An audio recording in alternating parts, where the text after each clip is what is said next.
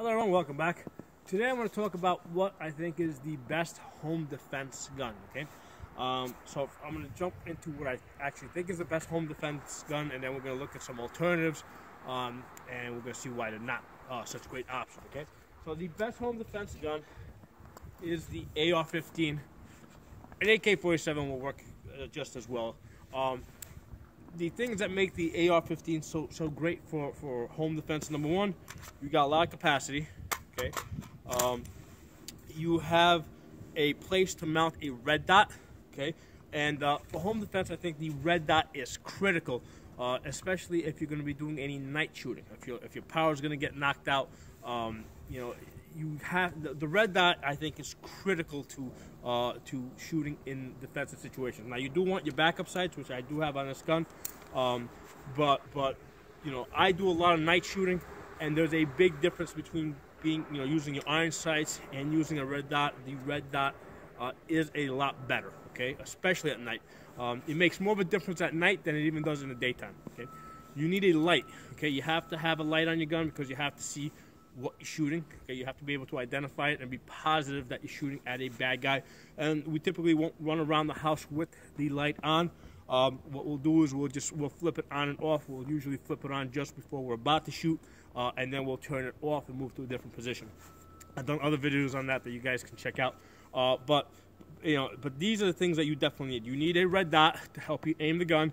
You need a light so you can identify what you're shooting at. You need a lot of capacity because sometimes you may have more than one bad guy. And the other thing that I like is I want to have the ability to move outdoors if I need to, okay? Because this gives me the option for short range and longer distance shooting. And the question becomes, hey, listen, I took all these personal protection classes, and they tell you that you're not supposed to pursue a bad guy outside of your home, and that is true in a normal, under normal circumstances. But if you have a global disaster, okay, things change in that scenario, because now those bad guys, you're on your own, and those bad guys that leave may be coming back with more friends, or they may be moving to a better position outside of your house so that they can shoot from the outside of your house into your house, okay? So you may need some long, medium distance shooting capabilities. So that's one of the reasons why I think the AR-15 is the best option for for home defense. The other thing I love about the AR-15 is that you can keep your magazine full, chamber around, and you put the safety on. The gun is basically drop safe, because what happens is the safety blocks the hammer from going forward. It doesn't just block the trigger; it actually blocks the hammer. So if you drop the gun, it won't go off. Okay, so these are all the things that make the AR-15 the best choice for home defense. So let's look at some other options now. Most people will say, hey, how about the shotgun? Okay, here's the thing. Shotgun is the most difficult to operate, okay?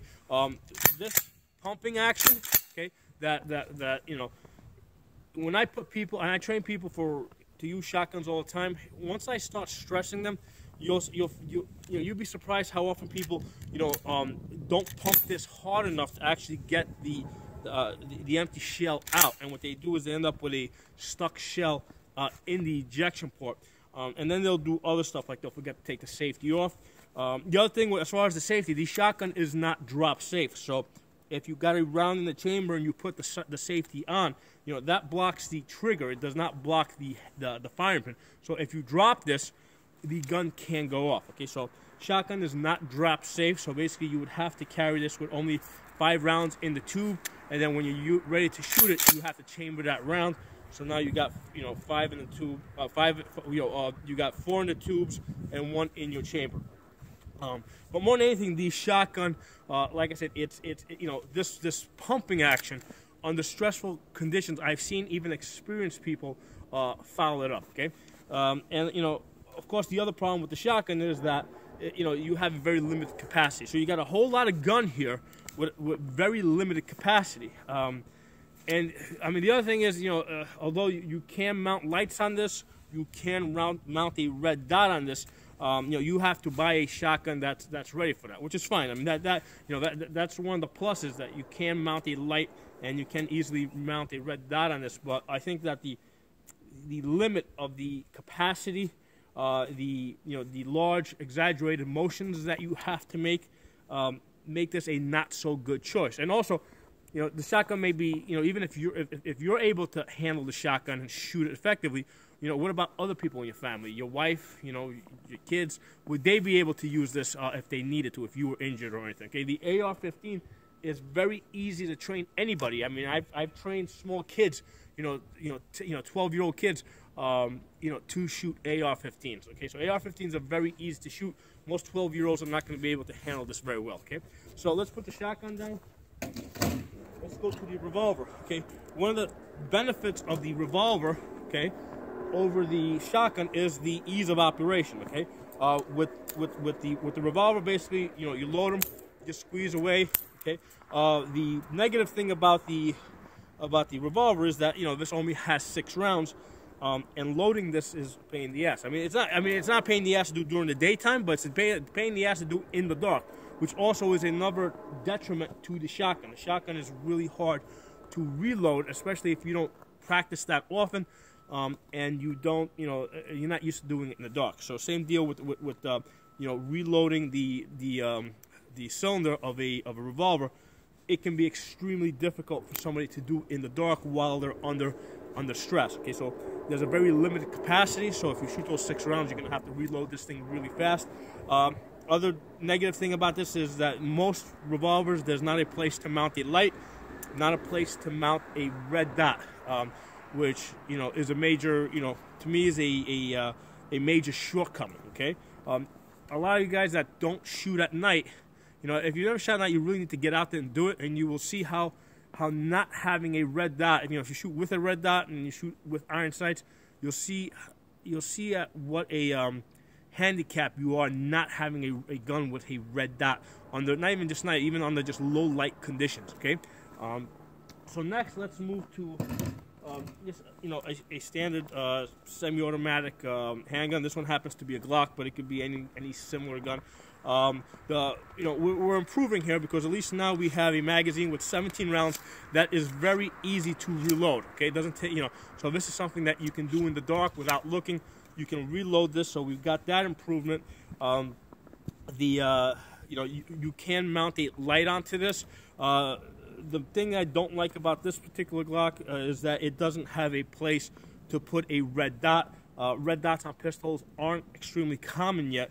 So basically you have to buy a premium or get your slide cut out. So that's a disadvantage of this particular handgun. There's no place to put a red dot on this. So compare this to the AR-15. Aside from the red dot advantage of the AR-15, you're also at a disadvantage if the fight happens to move outdoors for the reasons that I explained earlier. Okay, you might have guys, you may have bad guys on the outside of your house. They might escape your house. Now they're on the outside shooting in, and you're definitely at a disadvantage with the handgun compared to a rifle. Okay, so let's put the handgun down, and what I have here is a 9mm rifle. Okay, so basically, we've got a place to mount the light. We've got a place to mount the red dot. We've got iron sights that are built into the gun as a backup. Okay, this is the Beretta CX4 Storm. We have an easy way to reload the gun. Okay, so basically, this is a good choice. This is a good choice if you're concerned with over penetration. A 9mm rifle might be a very good choice for you. And this is something that if the fight does move outdoors, this is a very good, you can be effective out to 100 yards with a rifle like this. The only negative about this particular rifle is that the safety on this, it's got that basically the safety only stops the trigger. It doesn't stop the firing pin. So again, this gun is not drop safe. Okay, so that's the only negative to using this gun for home defense. The way I would like to store this gun, I'd like to fill up the magazine. I would like to chamber around. okay? And I'd like to put the safety on, but if this gun drops that, there is a chance that the round goes off. The way I would choose, for that reason, the way I would choose to store this gun is I would fill up the magazine, put that in, safety off, and basically I would have this cruiser ready. So basically, if I pick this up, I know all I gotta do is charge it, and it's ready to go. Okay. So that's how I would use this particular gun. Okay. So again, that kind of brings us back to the AR-15. It kind of has everything that I want. It has close range capabilities, long range capabilities. It's got places, a lot of real estate here to mount the light, place to put a red dot. It's got, plenty of capacity. It's got a safety that makes the gun drop safe. It's light recoil, so that pretty much any member of your family can use this. And this is why the AR-15 is the best gun in America. And I'm very big about not reinventing the wheel, okay? One of the things that to consider is that, if you look back like 10, 15 years ago, SWAT teams were big on using MP5s, and basically 9mm rifles, in service. Basically they've all moved away from that. They're all using AR-15s with 5.56 caliber, even though they're indoors and shooting most of the time at fairly close range. There's a reason for that, okay? So I don't like to reinvent the wheel. I like to take what works, use it, teach that to others. Thanks for watching. I'll talk to you guys next time.